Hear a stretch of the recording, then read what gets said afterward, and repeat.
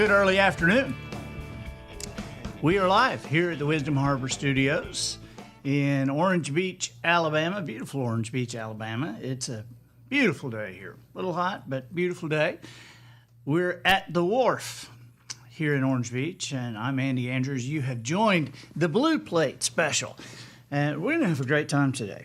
We're going to read some noticer stuff, and I've selected some specific stuff to read. And hey, Diane from Tennessee and Bill from Wisconsin. You know, I've got a bunch of you buddies up in Wisconsin, and I saw something today that said, you know, states that COVID is keeping the infrastructure falling apart, and it was like Wisconsin. Of course, I laughed because I don't know what to believe anymore. My sister, Christy, hey, Bob Woodall. Bob, I got something for you in just a second, I think. And George Kosser up into. Do you like the shirt? Do you like the shirt? Dude, I think this is one of my favorite shirts. You know, I mean, I'm obviously an Andy Griffith fan, but Pink Floyd, I think, just like says something. You know, Floyd was one of the first impressions that I ever did. You know, I love Floyd. Rick, do you really live in Surprise, Arizona? See, that's one of those great names of towns. I just think that's great. And then Phyllis from Indiana, who is in Rhode Island. Why are you in Rhode Island? Are you there like checking out the coronavirus? You know, we are under here in Alabama a full mask alert. It's what they're calling it. And but you can't drink Mountain Dew with a mask on. And I'm by myself in the studio. Matt's over there, but he's in like a different booth. Hey, if you haven't press that notification button, please press your notification button so that you know when we're on the air. And if you don't mind, share us. I'm about, in just a minute, I'm going to read some noticer stuff, and I think your friends would love it, and I would love for them to be a part of this. And so just press that share button. It'll come up and say, to who? And put to your page. And just press the button, and we will go live, not only in your living room or office, but we'll go live with, you know, your page. Do you want a donut? We only have, why do I only have 4 donuts? I think I had a couple donuts. I'm sure that, I'm sure, did you get 2 of them? I just had one. Yeah. Someone Okay. else had one. Donuts. Yeah, and that's what I need. I mean, because I'm pretty low energy, and so chocolate donuts and Mountain Dew to keep me going.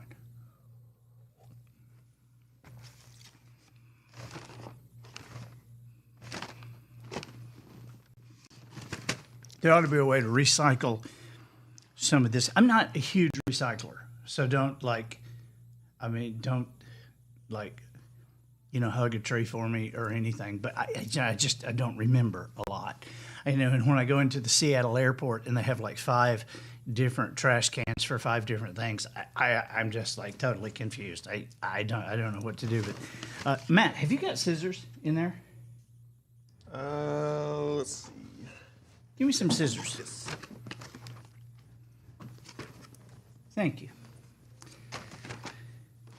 Let's try this. I'm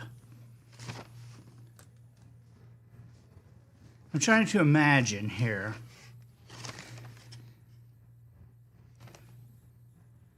I'm going to cut this. I mean, I'm sure, you know, we don't need the top because I'm sure Matt will eat the rest of the donuts. Austin's here too. So between Matt and Austin, they'll eat the rest of the donuts. So they're not going to get stale. You got any tape? Like Scotch tape, masking tape, Yes. duct tape? Yes. Scotch tape. Got any big tape? Gorilla tape? Yeah. Actually. Yeah. There you go. Good. Okay. All right, so if we take this,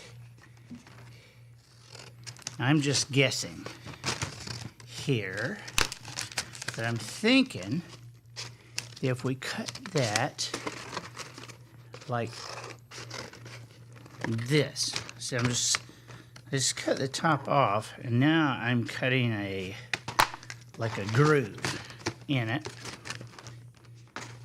And then if we go up the sides, it already has this little it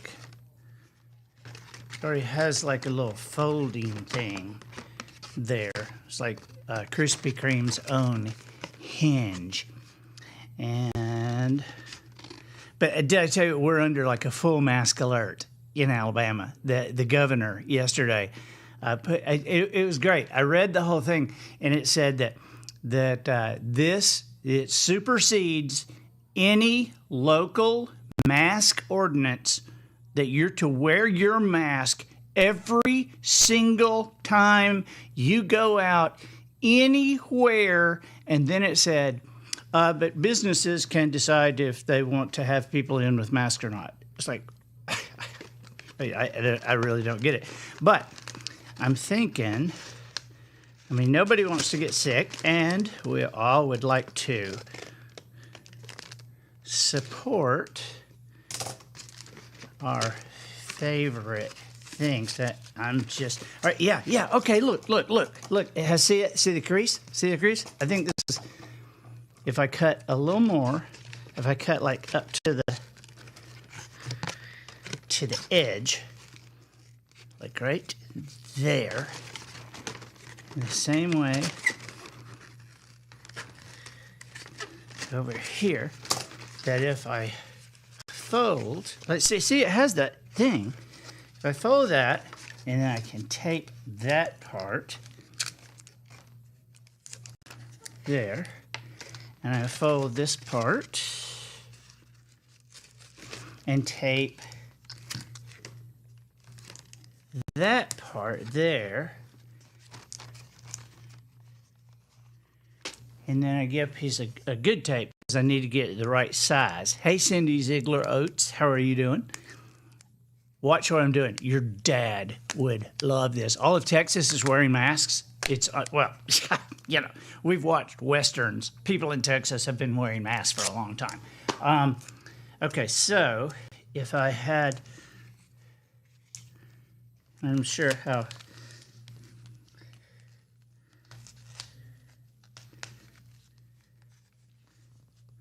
what do you think? Matt, what do you think? So there you go. There's Bob Woodall. You have an unusual mask. I think my mask is as good as yours. But this is perfect. You can just like,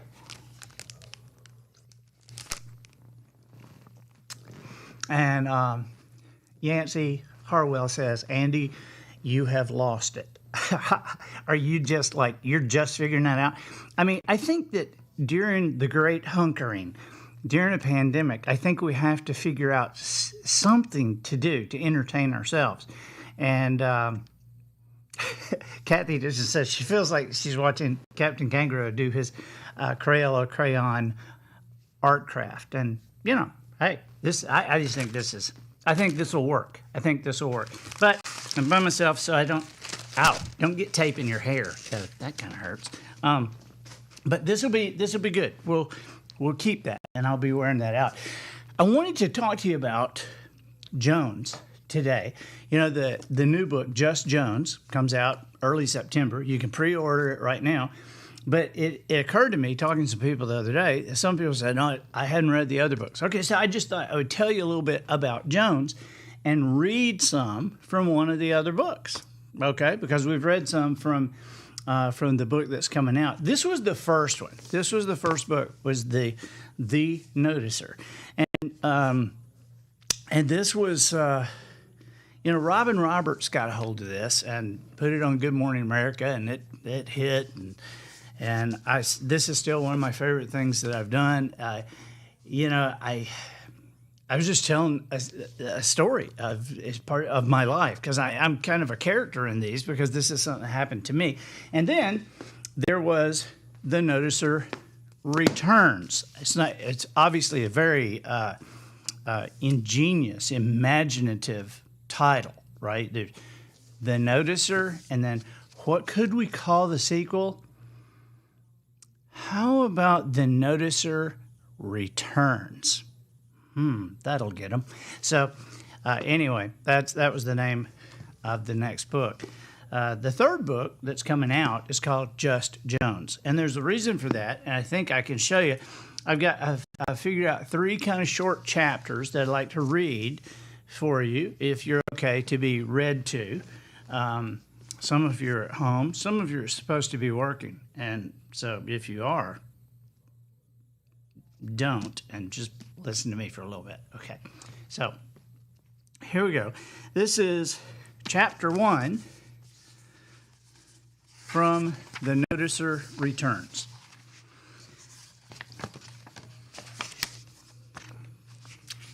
I found him. I wasn't looking for him, but there he was, real as life. It was only a glimpse at first, but he stopped and turned, almost as if he felt my gaze upon him. The instant we locked eyes, he grinned, and it was like the old man had never left. But he did leave. He had disappeared several years ago without so much as a goodbye, and like the old man himself, the circumstances of his departure had been odd. Leaving our tiny coastal community without being seen by a single person was strange enough. Small-town folks don't miss much. But tucking a cryptic message inside a beaten-up suitcase and abandoning it in the middle of a parking lot, well, the whole thing had been perplexing. It had also been the #1 topic of conversation in our town for weeks. In time, however, the residents of Orange Beach came to believe he was gone for good, and a mourning of sorts had settled over the whole community. It wasn't a tragedy. We had suffered through hurricanes and oil spills. We knew what tragedy felt like. It was more of an emptiness we couldn't quite define. So, in lieu of anything specific, we talked endlessly about what we did remember. We discussed his clothes and wondered why we had never seen him in anything other than jeans and a t-shirt. Beside the leather sandals on his feet, that particular ensemble typified his entire wardrobe.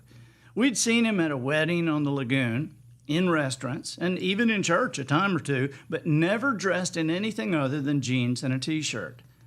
No one had ever known where he lived or even where he slept at night. To our knowledge, he had never so much as spent a rainy evening at anyone's house. He didn't own property in our county. We all have friends working at the courthouse, and they checked. Neither, we all agreed, could he possibly have had a tent in the small brown suitcase that never left his side. And about that suitcase, until the day of his disappearance, none of us had ever seen him without it. It was an early weekday morning when Ted Romano, the owner of Pack and Mail, found the old, scuffed-up piece of luggage sitting by itself in the middle of an almost empty parking lot. Yes, we all had stories about watching the old man struggle through a door with it or carry it with him as he filled a plate from a local salad bar, but as far as we could tell, no one but the man himself had so much as touched that suitcase until the day he vanished. There was also the age thing. We were almost obsessed with the subject of how old the man might be. We had conceded long before that it was impossible to know his age for sure. His appearance yielded no real clues. Old was as close as we could guess. His hair was longish, not long enough for a ponytail, but long-ish, and as white as polished ivory. Usually only finger-combed, his hair was casually worn and almost beautiful. But his hair was only the first thing about him anyone noticed. It was the old man's eyes that stopped people in their tracks, sparkling as the laughter of a child and imbued with a color I can describe only as tranquil blue. His eyes verged on luminescence. Set against the brown skin of his face and framed by that snowy hair, his eyes would hold a person as long as he cared to talk. And he could really talk. None of us had ever had the opportunity to listen, truly listen, to anyone like him before. It wasn't that he talked a lot. He didn't. It was just that when he did talk, the words that tumbled from his mouth were so precise and significant that folks drank in every one. You may think I'm exaggerating, but there are more than a few of us in Orange Beach who credit this old man with changing our lives. In fact, I might be at the top of that long list. But then my relationship with Jones has spanned more years than anyone else's. He found me at a particularly tough time in my life when I was 23 years old. For several months, he was a friend when I didn't have one and told me the truth at a time when I didn't want to hear it. Then he disappeared for close to 30 years. The next time I saw him was a few years ago when he arrived as he had the first time, seemingly out of the blue. One awfully curious thing I became aware of during that time was that the old man had apparently been in and out of our town for years, maybe for decades. Remember how I said we didn't know how old he was? Well, I talked to some people who were pretty old themselves, and they said the old man had been around when they were kids, and they swore up and down that he had been an old man then. Of course, that doesn't make sense to me even now. When I first heard it, and I heard it a lot, I ignored all the talk. Still, I had to admit that he didn't look much different from the first time I'd seen him. His age wasn't the only strange thing about the old man. His skin color was another. He was deeply tanned, or dark brown. No one could agree on whether his pigmentation had been determined by genetics or a lifelong aversion to sunscreen. And as for me, I simply didn't care. It was curious, however, that African Americans seemed to take it for granted that the old man was black, and Caucasians assumed he was white. I saw it happen so often that I thought it was funny. I even asked him about it once. His answer didn't have much to do with the question, though, and I was not surprised. I loved the old man, and I was not the only one. And I already told you how much of a difference he had made for many of us, but I would be remiss if I did not submit this for your consideration as well. There were people in our town who thought the old man was crazy. It was all very strange how he was mocked and ridiculed by some, and the way he just grinned and took it.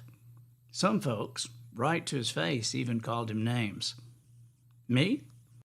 I just called him Jones. Not Mr. Jones, just Jones. So, let me do chapter 2. Are you okay? Chapter 2, and then I think we have time for one more after that. But I'll do chapter 2. Chapter 2 takes place in Gulf Shores, Alabama, November 32 years ago. It was a cold night on the Gulf Coast, and I was wearing everything I owned, including an insulated denim jacket I had found in someone's trash. It was almost midnight, and I was coming from a marathon session of cleaning fish for Genie Seafood at the intersection of Highway 59 and the Beach Road.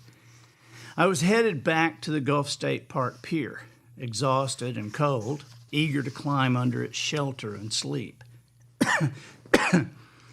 As was my habit, I got off the main road and walked behind the homes and businesses on the beach. I did this in order to avoid attention from anyone who might wonder what a kid was doing walking the streets of a small beach town alone at night. I was trudging through the concrete pilings under the Pink Pony Pub when Jones joined me. It was not a surprise, really. I was becoming accustomed to the uncommon way he would commonly appear.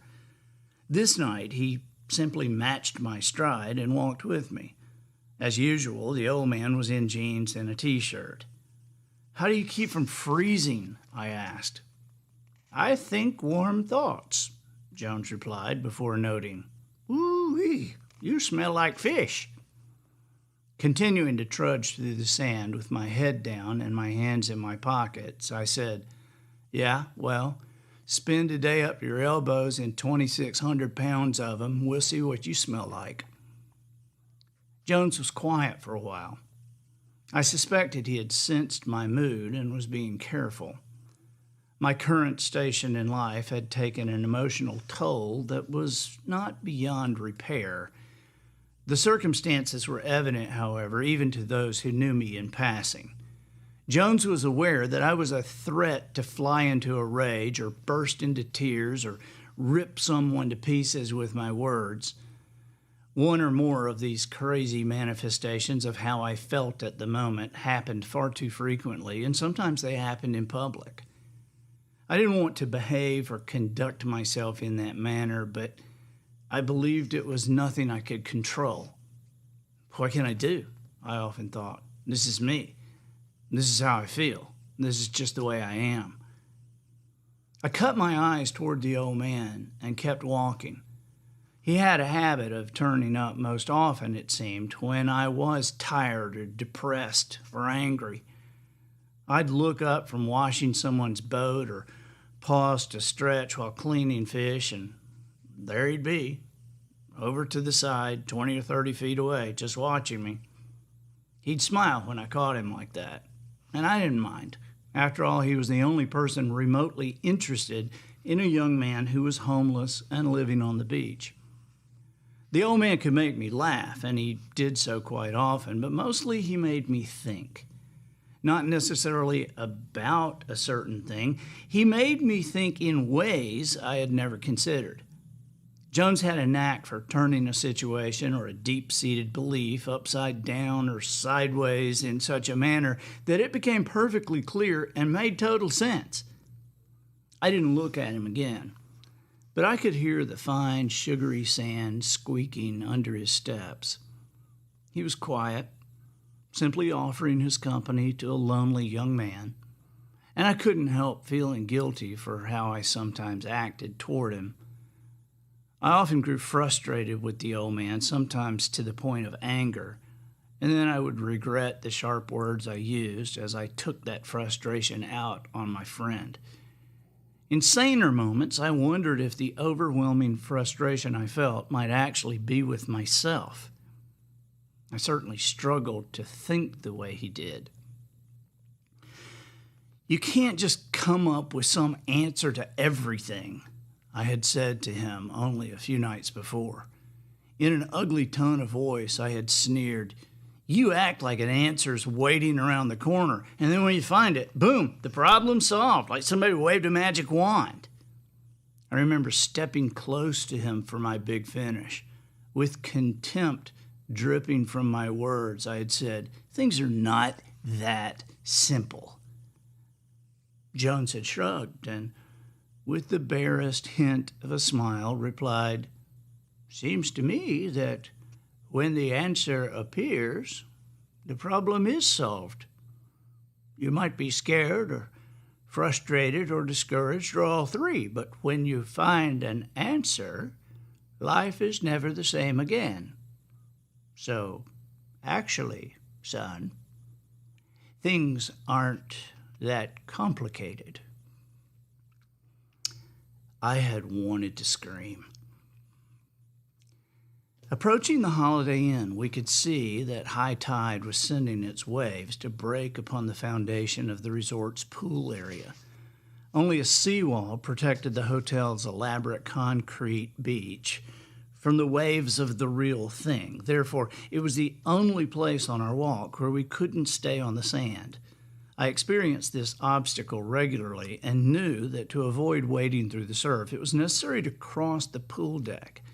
Together, in the dark, all alone, Jones and I climbed the steps that would allow us to negotiate the array of lounge chairs, circle the pool, and exit the property by way of the stairs on the other side. Despite the security guard who roamed the hotel grounds at night, I wasn't too scared. The lady who worked the night desk inside the lobby was a middle-aged African-American woman named Beverly. She was also a friend of mine. I called her Miss Beverly and occasionally gave her fresh fish as my part of an unspoken agreement that prompted her to look the other way when I used one or another of the hotel's amenities. Still, I was cautious. I didn't want anyone in trouble with the hotel manager, especially me. I crouched low, making my way across the deck. Arriving at midpoint, right beside the deep end of the pool, I turned to tell Jones to do the same. I flushed with annoyance, seeing he was not bent over and not hurrying. The old man was moving casually, absolutely upright, hands in his pockets with those leather sandals scuffling along the sandy concrete. Having trained myself to avoid attention and the subsequent problems that came with it, I was striving for silence, and the old man's sandals resonated like a metal rake dragging through gravel. Irritated, I hissed at him to hurry up, get down, and be quiet. But before I could continue my short trek, Jones inexplicably smiled sweetly and reached toward me in a gesture that indicated he wanted to place his hand on my shoulder, but instead firmly pushed me into what was a very cold, unheated pool. I was under the water, all the way under the water, before I had any comprehension of what had just occurred. Years later, I would carry a weird mental picture of the old man at that particular instant. I would see him through the surface of the pool, leaning over me with his white hair blowing in the cold wind. As I surfaced with a gasp, Jones was smiling, not laughing. I might have killed him, but he was smiling, as if he were curious or expectant or fascinated with the object in front of him, which was, of course, me. I kicked to the side of the pool and grabbed hold of the edge at his feet. All the fire or meanness or whatever it was I carried around was suddenly gone. I wiped my eyes with my hands, looked up at him, and asked, "What was that for?" as he reached down to help me out. Soon, I was wrapped in 10 or 12 towels from the Holiday Inn laundry room and drinking coffee from the pot in the lobby. We were sitting on the floor, huddled in the not quite inside, not quite outside doorway that led to the hotel tennis courts. It was not comfortable, but it was out of the wind, and I was relatively sure we would not be run off. After giving him the silent treatment for a time, conduct, I must admit, never had any effect at all, I peered at him sideways and said, "Jones, man, I don't get you. What in the heck was that for?" He looked up at the ceiling, took a deep, contented breath, and crossed his arms comfortably. "Well," he began, glancing at me briefly, then back to the ceiling. "Son, you are at this very moment in the biggest war you will ever wage in your life. It's confusing, but you are fighting for what you will one day become.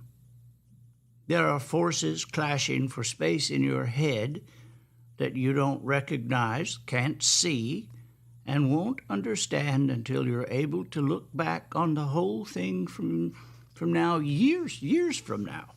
You know, a lot of folks will tell you that little things don't matter." He flashed me a quick look and added, "You better turn that on its ear, son. Little things do matter. Sometimes little things matter the most. Everybody pays a lot of attention to big things, but nobody seems to understand that big things are almost always made up of little things. When you ignore little things, they often turn into big things that have become a lot harder to handle. Don't sweat the small stuff," Jones said with disdain. "That's a lie that will ruin your life." He looked hard at me again and locked my gaze with his own. "Your choices, your words, and every move you make are permanent. Life is lived in indelible ink, boy. Wake up. You're making little bitty brushstrokes every minute you walk around on this earth.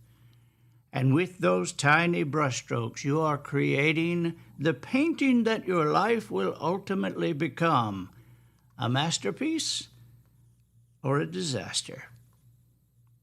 Jones shifted in the small space to gain a little comfort and faced me directly when he spoke again. Okay, back to your question.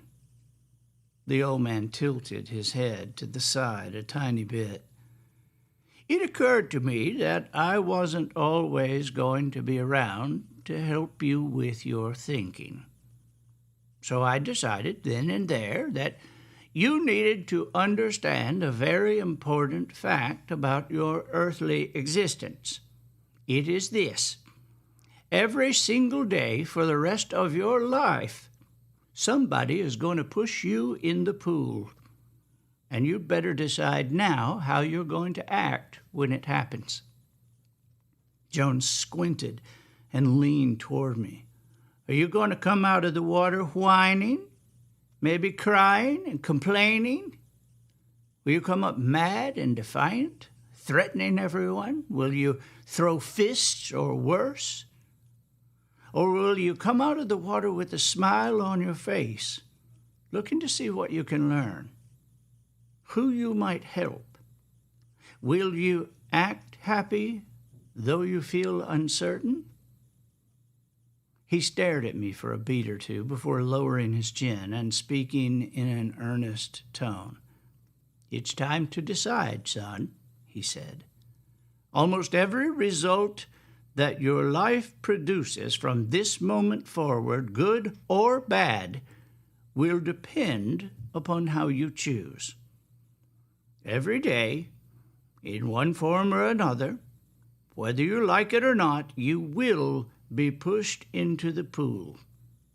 You might as well decide right now how you'll act when it happens. With that said, Jones got to his feet and left.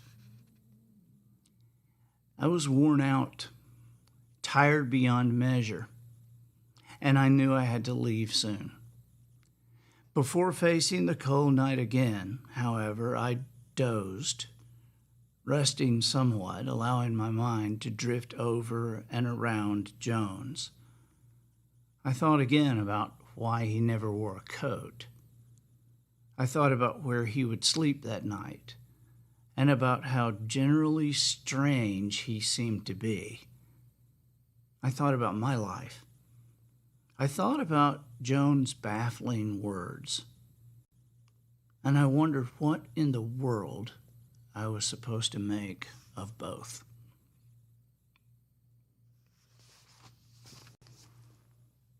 You guys, we've gone overtime. We haven't got time to read. I tell you what, Matt, can we do another Blue Plate Monday?